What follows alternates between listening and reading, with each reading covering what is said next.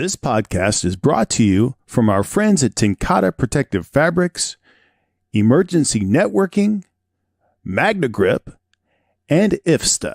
Welcome back to another episode of Main Street Firefighting, a podcast by Fire Engineering. My name is Lex Shady, and with me is my partner, Chris Tobin. Before we get started, we'd again like to thank Fire Engineering for the opportunity and you all for tuning in. Tonight, we're joined again by Chief Pronesti with the Elyria Fire Department in Ohio. Chief is a contributing writer to Fire Engineering, former host of the Main Street Firefighting podcast, as well as the podcast In Their Own Words. He's also a co-author with Chris and I for the monthly Main Street Memo. Chief has a well-known history of studying the line of duty deaths and has put out some great information on building construction as well. Tonight, Chris and I talk with him on all things related to bowstring trusses, specifically the Hackensack, New Jersey fire. We enjoyed the conversation and hope you do too. So thanks again, Chief, for joining us tonight. I know we reached out to you about wanting to talk about Hackensack because, as Chris said when we were talking before we were recording, everything we looked at some point led to your name and research you'd done on it. So we figured we would just go straight to you to continue the conversation. So if you could just reintroduce yourself for listeners real quick in case they haven't heard previous podcasts for us, and then we'll get going from there.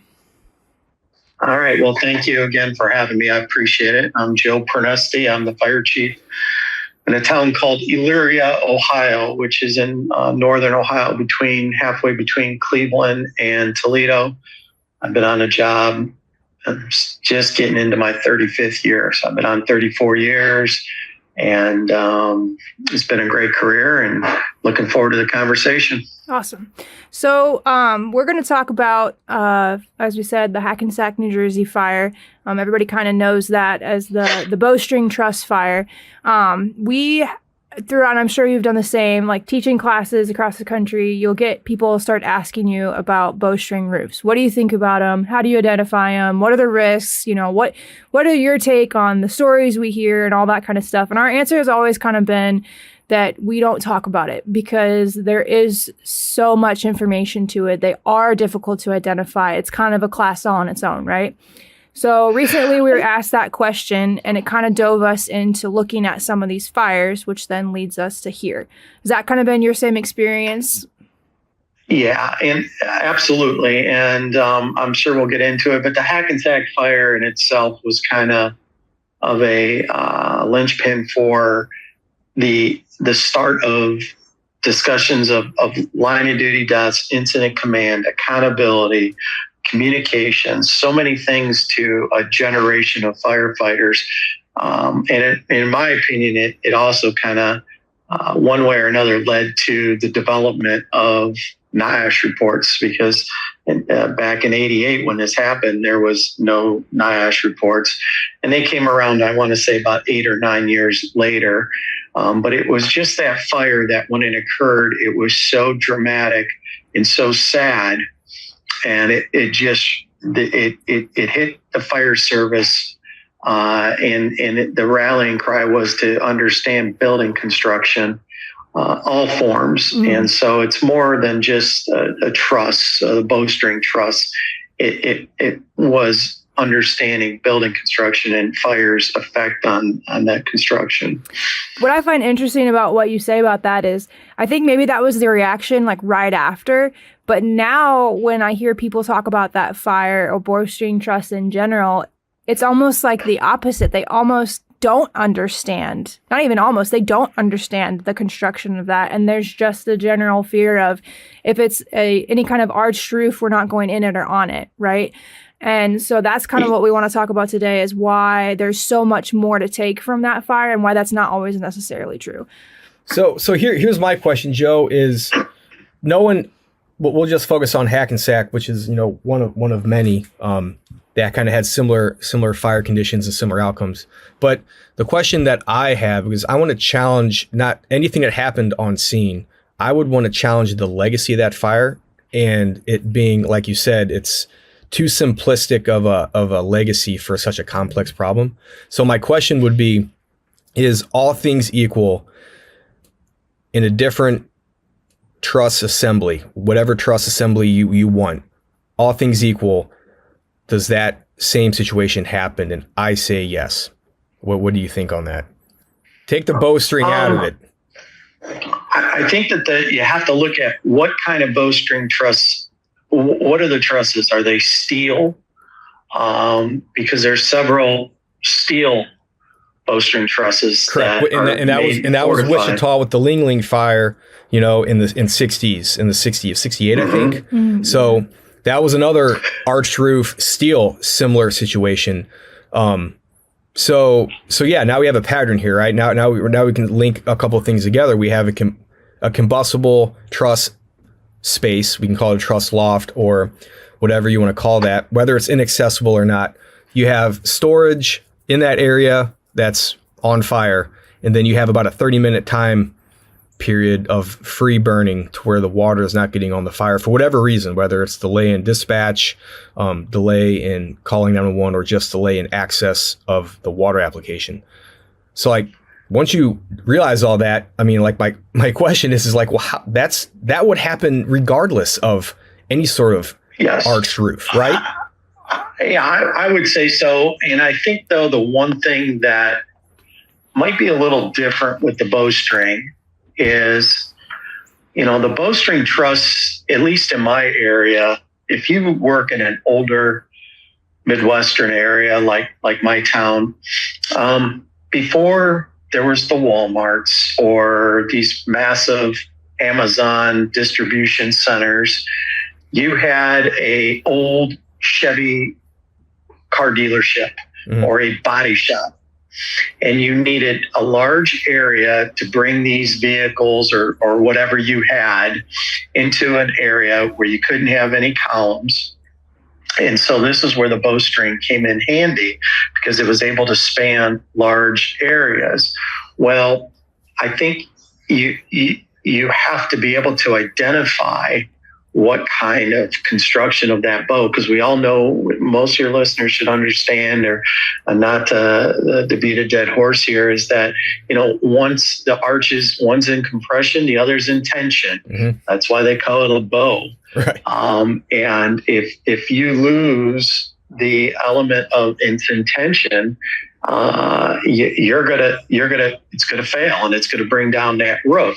The other thing is that these buildings that these trusses are in, these old body shops, these old car dealerships, there's storage in there. Yeah. That it was, you could walk literally from truss to truss. And think about that in today's, you go somewhere and you hear the word truss or trusses. Okay, let's just take a simple house. If you have a house that has trusses, for the most part, you don't have any storage space up there. The trusses are up there, and you don't have it unless you try to make something. Well, in a bowstring, it was created, and it just made sense, especially in the wooden bowstring, with the lattice, kind of a picture of lattice between the arch and the bottom cord. You could make a door, and you could walk from one end to the attic or cock loft or whatever you want to call it, from one end to the building to the other through little doorways that are in these bowstrings. That is something that you don't see, and they don't do it. They don't make them nowadays. Well, you could have storage up there. Well, that just leads to the weight. And in these collapses, that also led, that was a big part of the collapse, was the amount of weight and storage that was up there between these trusses. Right. And that's the thing, right? Like, you start reading through this and you're like, well, this would have happened regardless of a bowstring or any other arched roof. Like, the thing we should be talking about is like combustible storage in a combustible truss space. That's what people should connect with Hackensack. And the other thing to keep in mind too is how wide the span between trusses are in these buildings. And that's the other big thing, right? In the form of collapse. Now you got to, most of the time it's like an average of about a 20 foot. Clear span, or the span there. So that's, you lose one truss. Well, now that's 40 feet. That's 40 feet of roof. Right. Which I get, that's a significant collapse, but like, let's be honest here. Like, is there like any good collapse? Like, if I'm under a roof, like, it's all bad when it collapses, right? Right.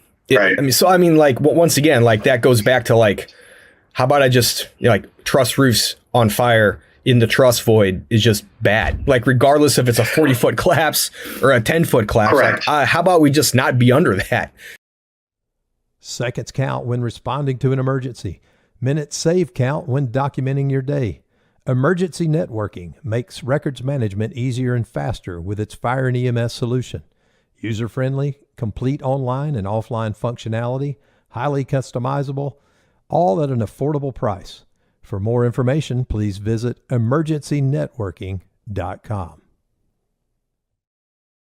You know, The other thing you hear a lot of talked about with these is the walls kicking out and killing the firefighters on the outside, which has happened. But in these major fires that we are looking at, it's the guys on the inside or the roof that are the ones at the risk. So, Well, the one thing I've always remembered from my mentor, Vinny Dunn, is that he explains that firefighters die 3 ways on a bowstring truss. And he's right.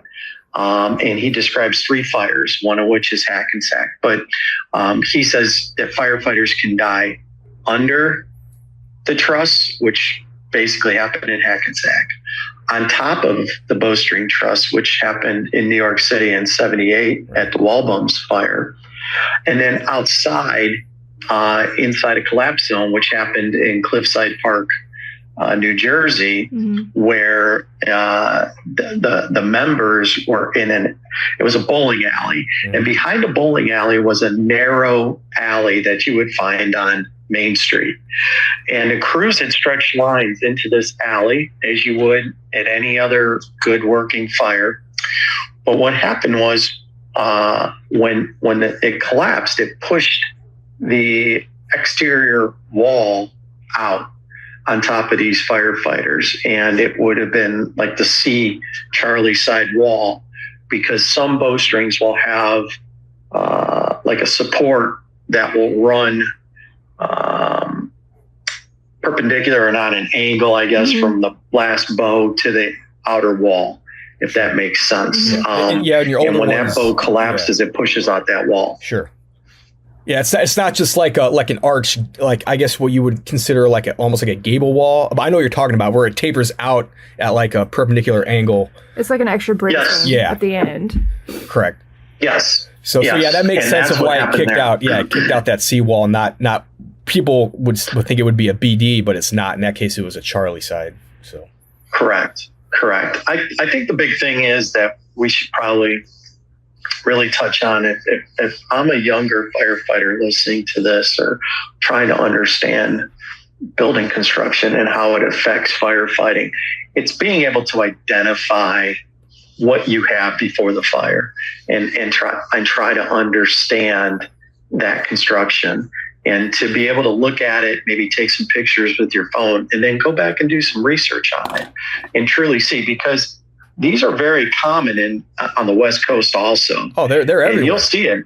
Yeah, they're everywhere. But you would see that in LA or in larger cities out west. They'll go up on these roofs and they'll cut them. They'll cut them because they understand there might be some differences in the trusses.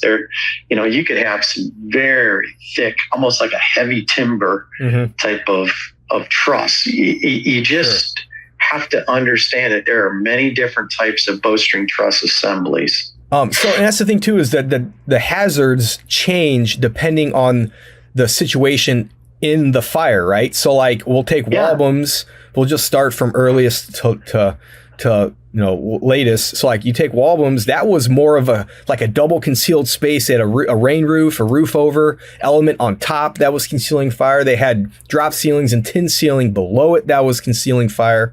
So that's a totally separate hazard, right? Than Hackensack. Yes. And Hackensack now was, once again, it was a truss space that was the fire origin of the fire, and so, but it was accessible, right? I mean, it was a fully fledged second floor. It wasn't like there were scuttles, but there was an actual stairway. So there was a stairway. Correct. I think at Hackensack there was a small stairway, but then there was 2 scuttles. Right. And in fact, one of the scuttles, they were trying to access with a ground ladder. Here's something else that I think why Hackensack is still so, or we bring it up or we talk about it, and we should, no doubt, just like the 23rd Street fire in New York, is because to me, it was the first fire that was, obviously it was before social media, but it was recorded. Yeah, oh yeah, right. It was videoed. I challenge anybody to find any earlier video of a catastrophe in the fire service that was as long of a video.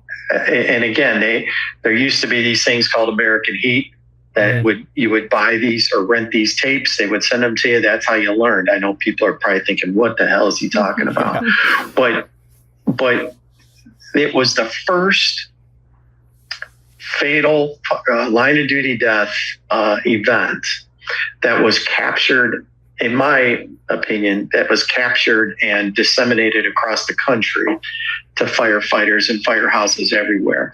And that's how it became such a big, in my opinion, an event or something to study, because every firehouse in America could get this tape and watch it. So after the fire, when that happened and that was sent out and people were studying it, were people talking about more than just the fact it was a bowstring truss? Did they talk about the fact that the fire was, in a concealed space and they had issues accessing it? For whatever reason, they didn't go up to the second floor. They tried to access it through that window.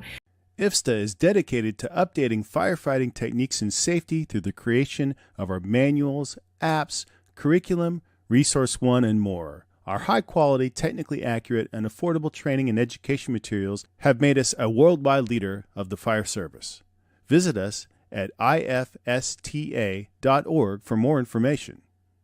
Did they talk about that, or did they just focus on the fact that it was bowstring? Because I think that's where we're at now, and I think that we're doing it wrong by just talking about the fact that it was bowstring. Yes. So I agree. I would say that as a member of the fire service that came on right after that event, I came on about less than a year after that event. And what was happening across the country, or was happening in my fire department, was probably happening all across the country, was first off, you also didn't have a lot of material out there. There wasn't a lot of literature or books being written, or, it was, you could get maybe firehouse fire engineering, but a lot of books, even the books written by Vinny Dunn, hadn't come out yet, or they were just, his first one, Collapse of Burning Buildings, or Safety and Survival on a Fireground, were just starting to come out. Other than that, you had Brannigan's book on building construction,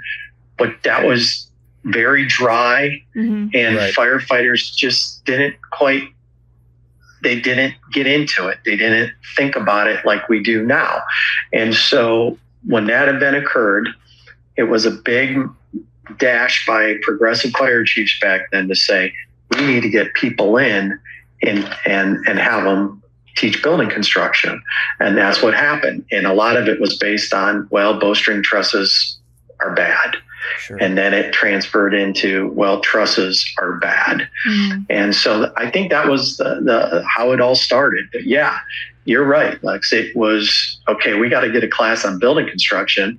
And you either got out Brannigan's book, which was a heck of a lot different than Brannigan's book today, or it was just very dry, very little pictures, and nobody wanted to read it.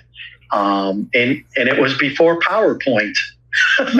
So, I mean, it just, but there's still lessons. Sure. There were still lessons. Yeah. And that's the thing too, is, we go everywhere now and everyone is, I would say Hackensack is the one fire in the fire service that everyone, for the most part, can name, as far as you cite like a building construction reference.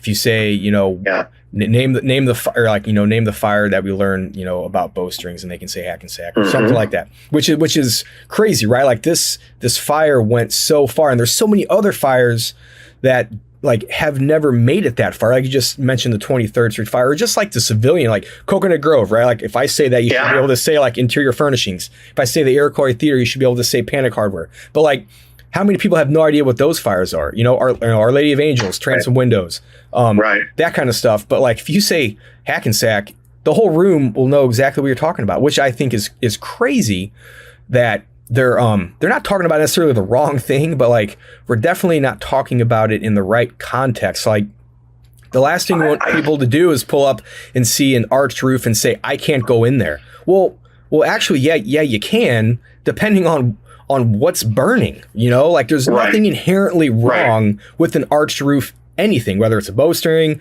metal, or combustible. It's about, is the fire in the roof assembly? Did it start there? And how long has it been burning? Right? Exactly. And once you get, you have to know these things beforehand. So when you have a class where you have somebody say, oh yeah, everybody understands Hackensack. Part of that is not even close. There are still some guys around that, like me, who in the beginning of their career heard all about Hackensack. And so that was the easy one to spread to the troops. Sure. That just keeps getting handed down. The other incidents that I think, like you said, the 23rd Street or the Coconut Grove, there's nobody left. Yeah. But there's still important events. And when you open up a building construction book written in the last 25, 30 years, they're going to talk about Hackensack. But you're right. You have to understand, that, like I mentioned, a body shop. Mm-hmm. We have a couple different body shops in my town that are bowstring. And one, there is no ceiling.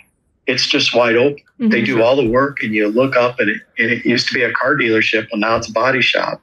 Yeah. Well, the trusses are wooden trusses, and with the lattice kind of supports, and when I say the lattice, think of when you think of the cords, they're kind of shaped in a lattice, kind of a pattern, and that they're wide open. Like a trusted turnout jacket you've had for years, Flex 7 outer shell fabric delivers a perfectly broken-in feel on the very first wear. Flexible, comfortable, and powered with the strength of enforced technology, Flex 7 outer shell fabric is made to move. To learn more, visit tencatafabrics.com/flex7.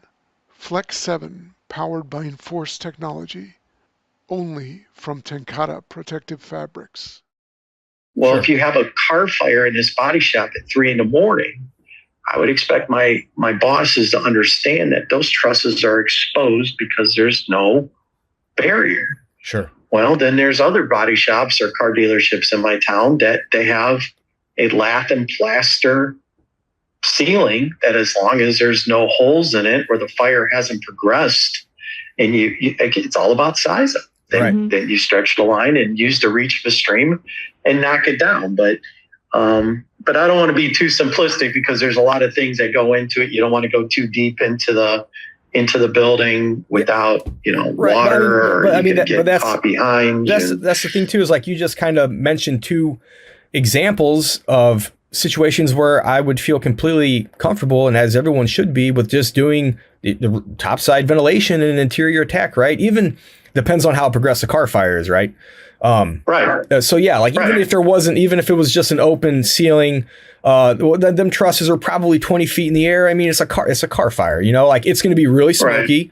Maybe you open the roof, maybe you send guys up, that shouldn't be weird, right? Like that wouldn't be a weird thing to do. You would definitely be more inclined to do that if there was a ceiling, right? There was some sort of fire-proofish barrier built in there, but then that would totally change if you show up in the first floor is clear and you have fire in that void space. Absolutely. Which would be like Which would be like the wall bump fire, right? They got on scene. Right. There was light smoke showing initially. They went in. They couldn't find the fire. They made multiple holes. Then they started getting heavy smoke and fire, but they still weren't getting access on the inside. That's a different story, right? That's when you want to get off and out from underneath of it. So then that brings you to another thing. Like I said, the changes, the risks change with the conditions. So now everyone's outside. Everyone's like, hey, we learned from the past. It's defensive now. So now, but now you have to remember the Cardinal Lanes fire So now you're like, all right, well, maybe let's scoot guys back a little farther than just 1.5 times, because when this thing kicks out, it's going to actually kick out with some force. So once again, depending on the situation and when in the fire the situation occurs, depends on the risks of that bowstring present, right? It can present, like you said, it could be from underneath, it could be while you're on it, and it could absolutely get you even when you're outside of it. So that's the big thing, is to understand the whole package. I think though, another thing that is, we talk about being smart firefighters and understanding, is that if you have these are very common in bowling alleys, or again, old car dealerships, not the giant, super huge, built 10 years ago car dealership, but the older car dealerships that are in your town. This is where, you have to be a nerd or a little bit of a student to understand these, that if it's 30 or not more than 30, about 40, 50, 60 years old, chances are it's a bowstring. Or if it's an old bowling alley in your town, chances are it's a bowstring. But like Lex was saying with wall bums, there's another thing that you have to consider we're losing this knowledge of, is that, and they're common in my town, I can think of a couple, that if you have a bowstring truss and it's leaking, the roof is leaking, it costs a ton of money to patch up and fix and put repair a bowstring truss roof. So what do? They do what they do at wall bums, or the couple in my town, where they'll put a peak truss roof over top of that bow. Breathing in diesel exhaust fumes is like walking into a fire without a mask. Over time, those toxins lead to cancer. Protect yourself with MagneGrip, the easiest, most reliable exhaust removal system that features a true 100% seal to eliminate diesel exhaust fumes. To get free grant assistance, visit MagneGrip.com. And at wall bums, that was more of a flat roof over top of that rain roof. But those are things that I would rather, when the subject of bowstrings are brought up in a class, I would say, okay, you're right, and let's talk about it. But here are some challenges that you can take back to your community to learn about the bowstring, that it's more than just bad. It's going to, collapse.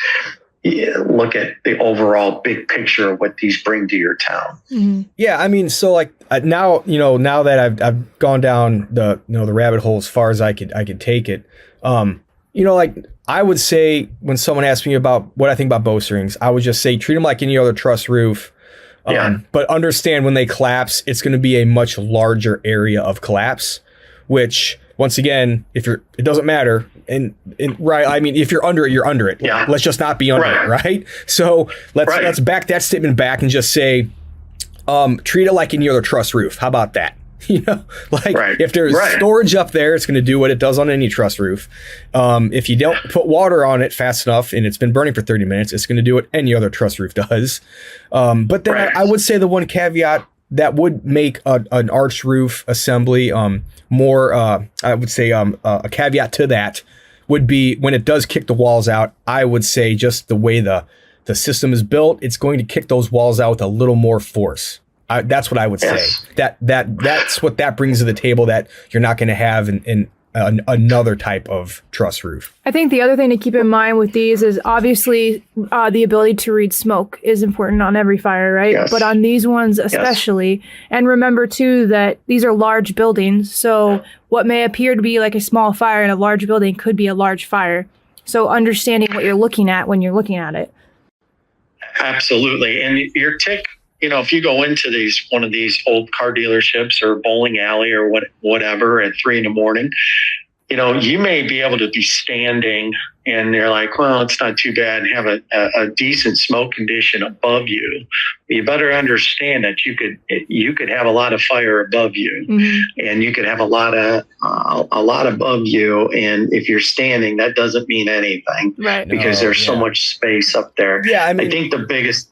Go ahead. Yeah, sorry to cut you off. I mean, the video right. from Hackensack speaks for itself. I mean, that's clear as day through the until it collapses, right? I mean, you can see clear through the dealership, you know, I mean, like, right.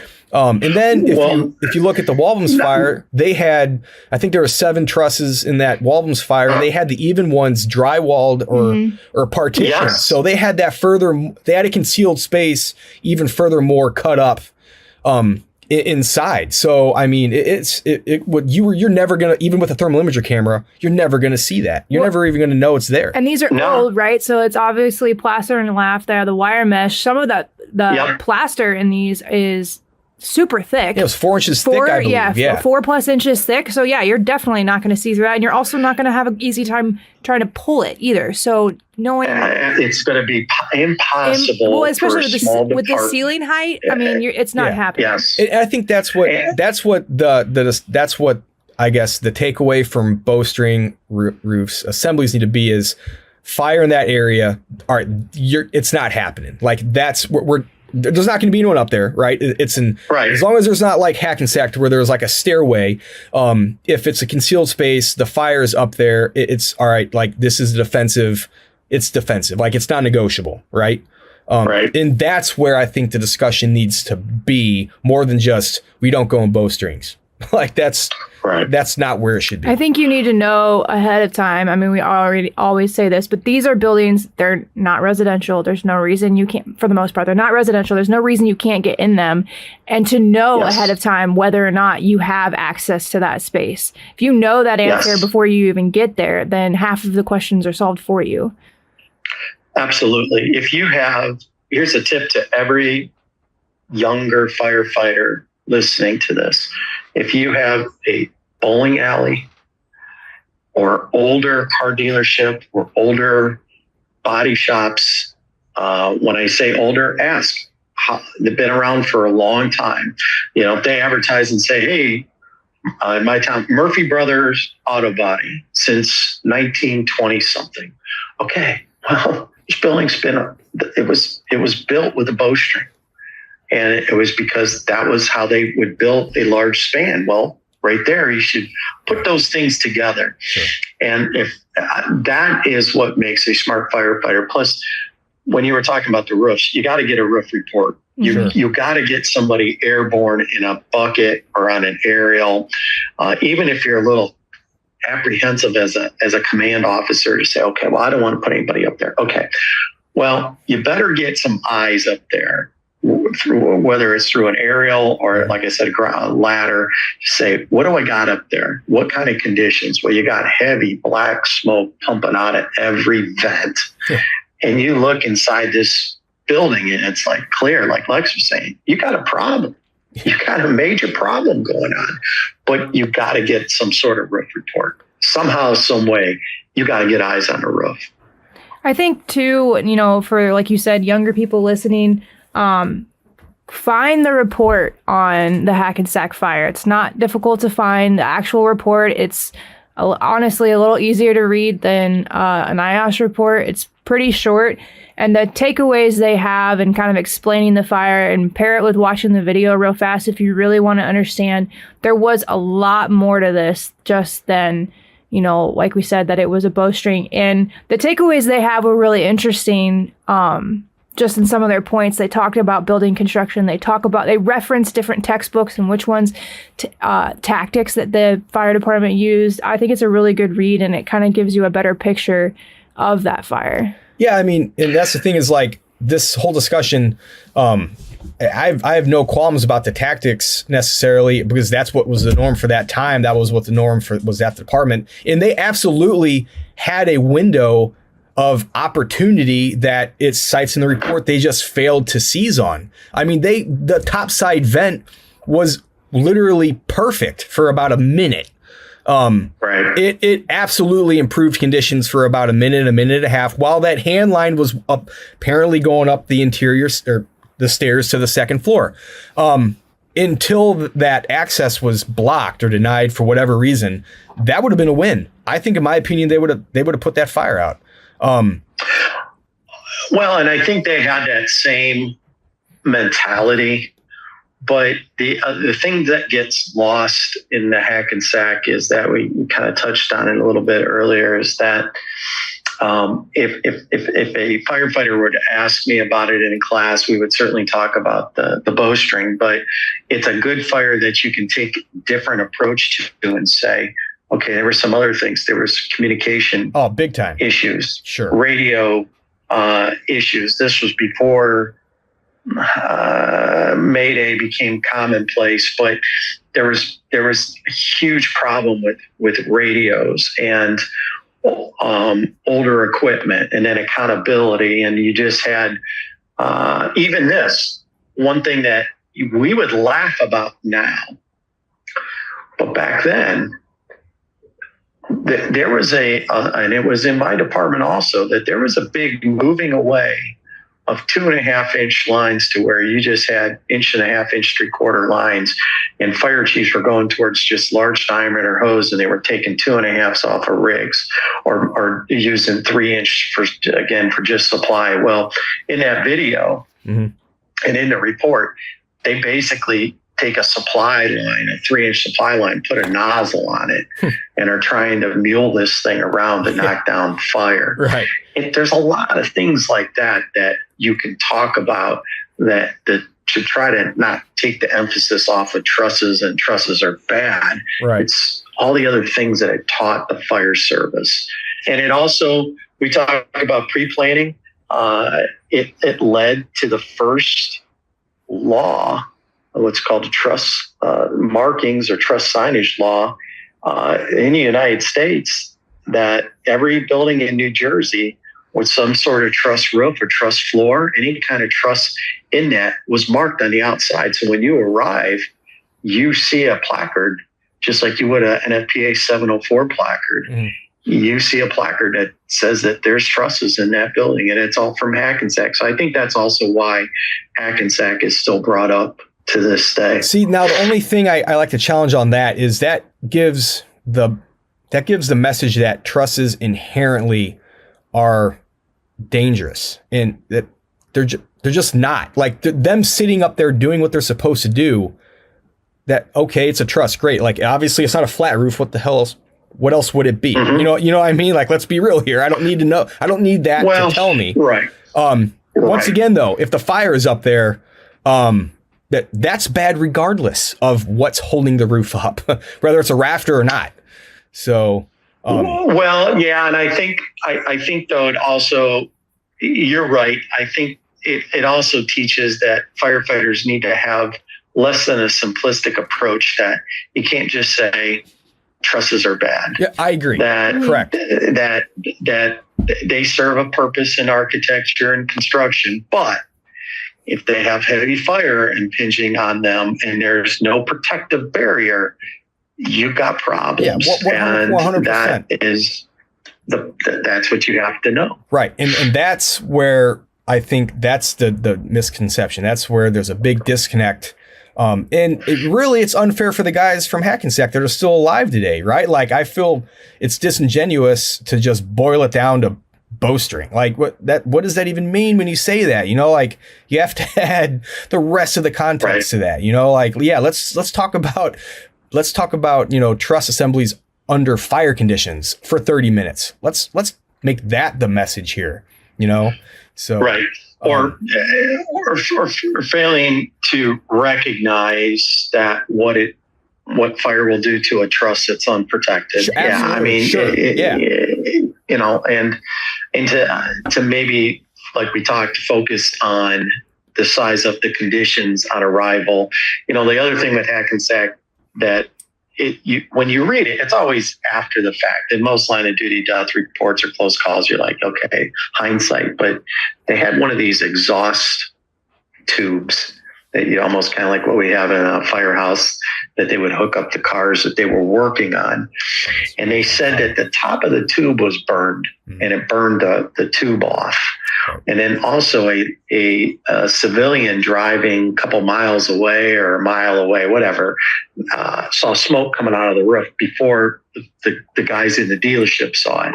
So there was all these things that were kind of adding up to and we got a problem. Yeah. We got a problem. Oh, I mean, the fire was stacked against the crews. I mean, just like I think Yingling back in the 20 years prior, I think they were moving cars out of the way before they even ever called the fire department. So yeah, it's that's the thing that people forget. You got to put these fires into context.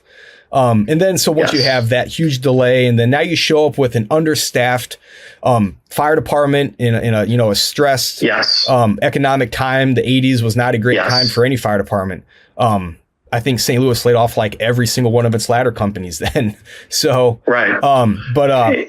it was you're just, right. I mean, so like, yeah, we have to really start to put this to see the whole picture. Any unchecked fire you have that goes for 30 minutes is going to go bad if it continues, regardless of what it's in. It's just more dramatic when it's in a bowstring because of the large span. Right. And that's what if you really want to make this simplistic, that's what it all comes down to. Those conditions in any type of a roof assembly, you pick, all of them around are gonna go south under 30 minutes of unchecked fire. It's just the way it is.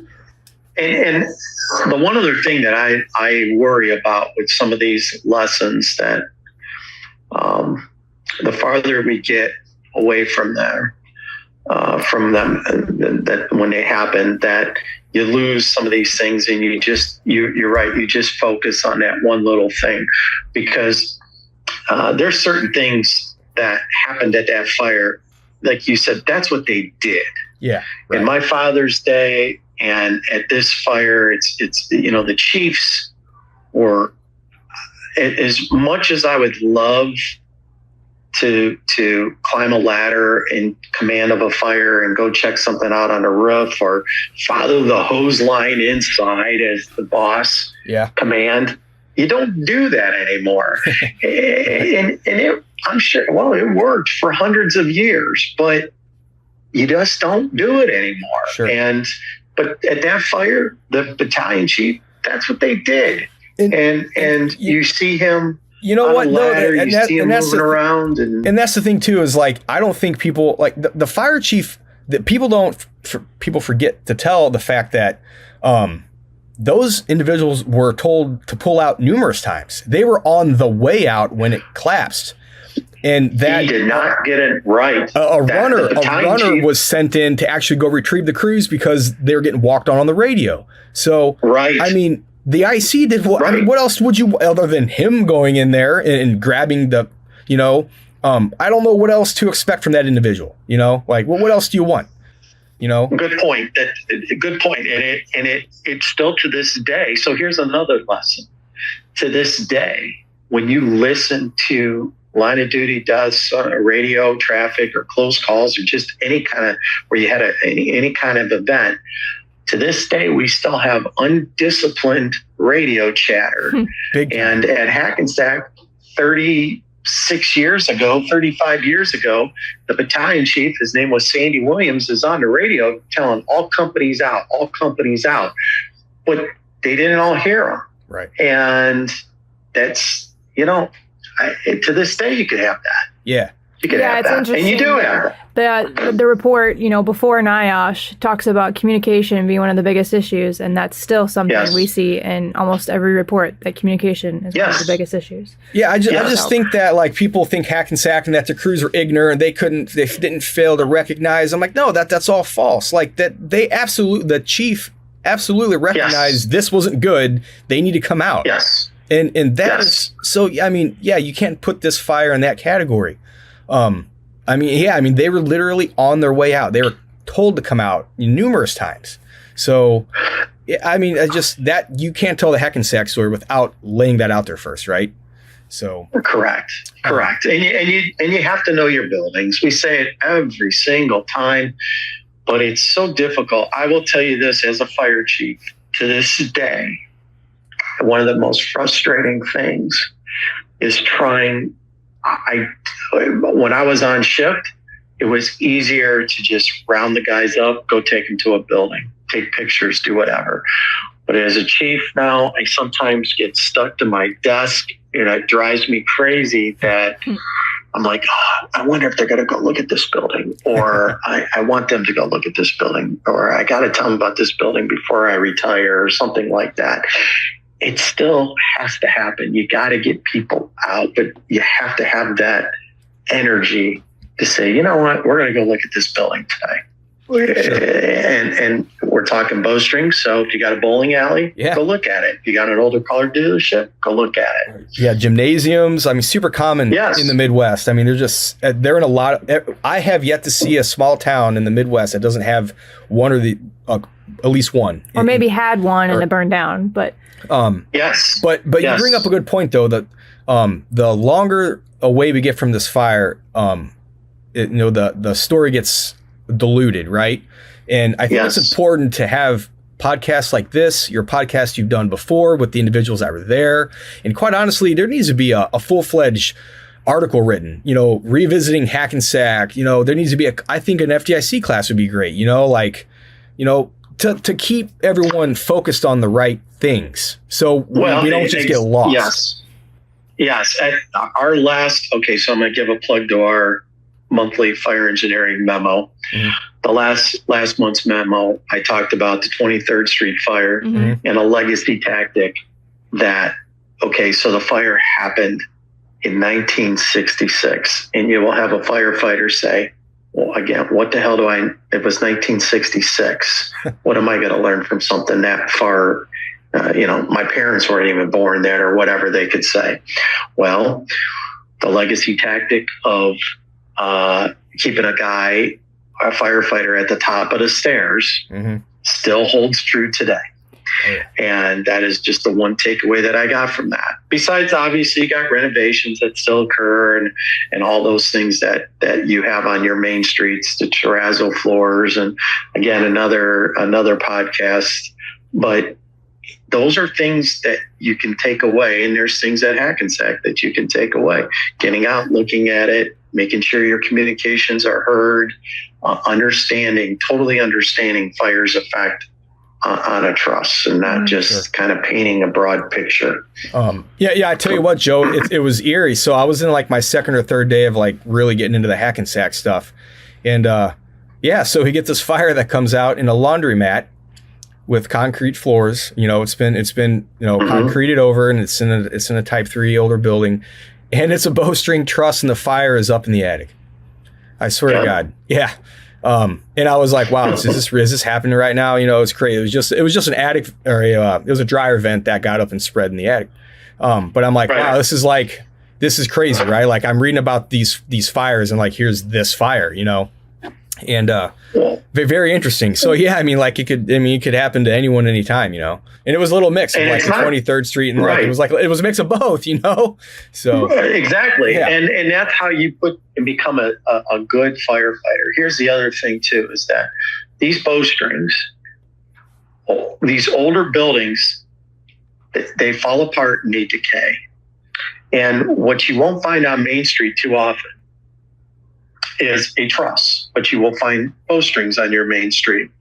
And in Chicago, I think it was in 2012, they had a fire where 2 firefighters, I believe, were killed. But the fire, it wasn't because of the fire. It was the age and the decay of the bowstring trusses through the years. Yeah. That led to that collapse. I mean, they had a fire in there. Don't get me wrong, but they had the fire under control when that collapse occurred, I believe. Yeah. It was it was the overhaul. That we know some friends that talked to us about that fire. Yeah, all true stuff. It wasn't like the fire conditions. It wasn't anything like that. Correct. It was overhaul. It came down later in the fire, and that's what people don't realize, and that's why it's super important to understand. Like when we say like legacy construction, I like that word because that implies it's been aged. The building is aged, and all the stuff that comes with aging, the rot, the rust, the weakening of the members. It is implied when I say that those things exist in the system. So that's why I like that definition. That's why I don't think I'll ever get away from using the word legacy. No, not, and you should. I don't need to put a year to it. I don't need to necessarily put a timeline to it. Like I just, I say before 1940. That's just what I kind of say. But When I say, I mean that, like, if I say legacy construction, I'm not talking about something that was built in 1992. You know, a lot of people struggle with that because they want a more specific definition, but we're trying to more convey a concept and a condition of a building, and we don't care exactly what age it was. Yeah, I think one day you're going to have to, because you have to think when you're talking. Think about this: you're talking to a 19 or 20-year-old firefighter, and you say legacy. Well, I hope they don't have to look up what the word means, but but it may have a different, something 10 years ago or 20 years ago, they may think of as legacy. Right. So, we do have to, I do like the term legacy, but then I think that as you get younger audiences, that you have to explain that legacy, and you have to throw something out where they can go, oh yeah, okay. Yeah. I guess to look at it from a different standpoint, that's going to be a sliding curve. I say 1940. Well, 50 years from now, it's going to be 2000. Yeah. Or something like that, or 1980. Well, right. Right. But these legacy buildings, though, are still going to be standing, probably. They're falling apart in my town left and right. Yeah, so if you live in the Rust Belt, like you and I do, if you work in the Rust Belt, then the buildings aren't getting newer. The mortar's not getting replaced. Right. So I mean, that is a definition. That's why also I don't like putting a hard date on it or an era, because it does need to move. The legacy term needs to slide, with the time. So, I mean, what is 100 years from now? What are these lightweight things going to look like? Who knows?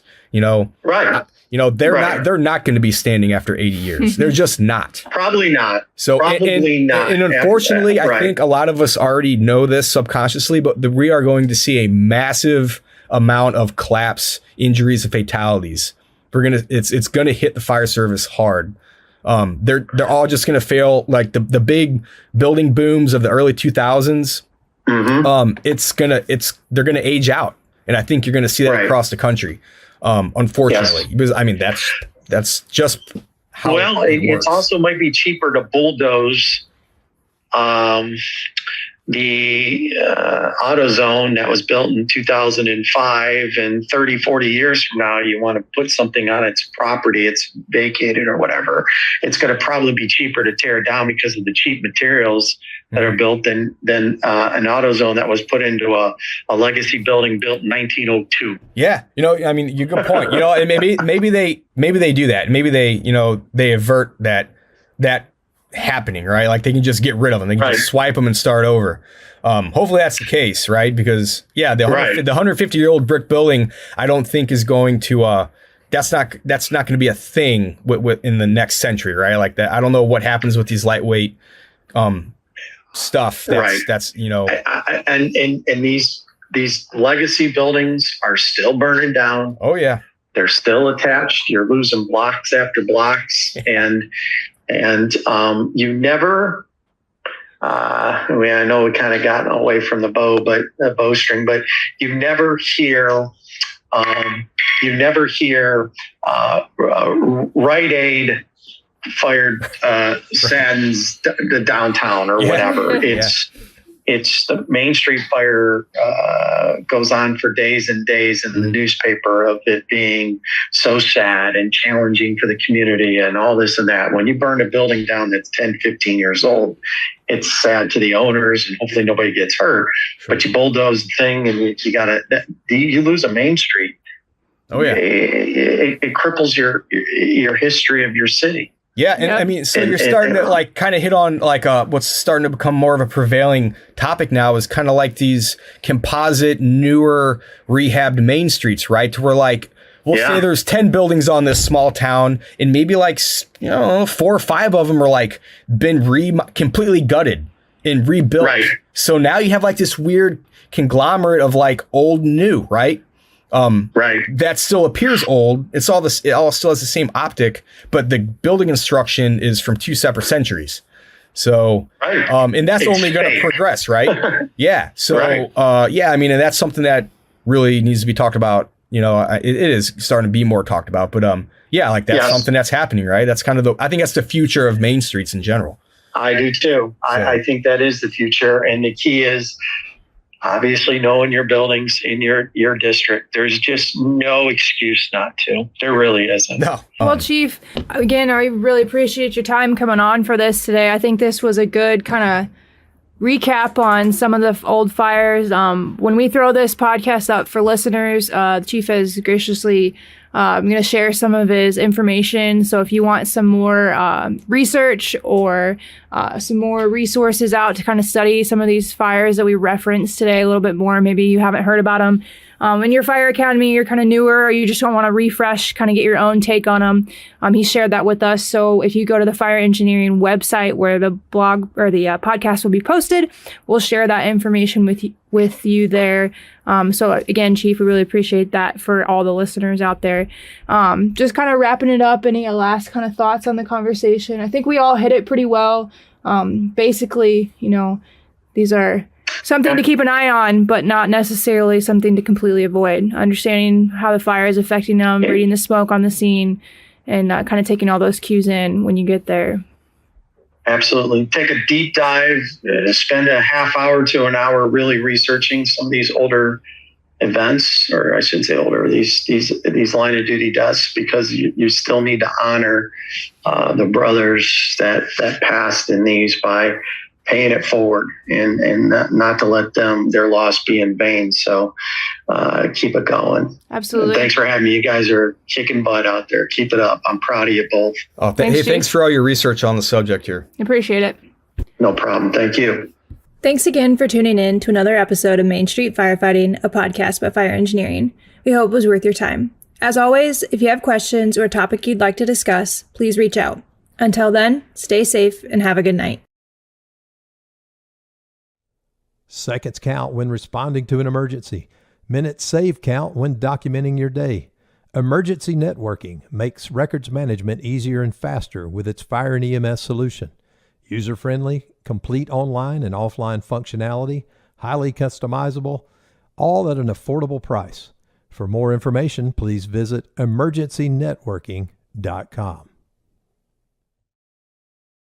IFSTA is dedicated to updating firefighting techniques and safety through the creation of our manuals, apps, curriculum, Resource One, and more. Our high-quality, technically accurate, and affordable training and education materials have made us a worldwide leader of the fire service. Visit us at IFSTA.org for more information. Like a trusted turnout jacket you've had for years, Flex 7 outer shell fabric delivers a perfectly broken-in feel on the very first wear. Flexible, comfortable, and powered with the strength of enforced technology, Flex 7 outer shell fabric is made to move. To learn more, visit tencatafabrics.com/flex7. Flex 7, powered by enforced technology. Only from TenCate Protective Fabrics. Breathing in diesel exhaust fumes is like walking into a fire without a mask. Over time, those toxins lead to cancer. Protect yourself with MagneGrip, the easiest, most reliable exhaust removal system that features a true 100% seal to eliminate diesel exhaust fumes. To get free grant assistance, visit MagneGrip.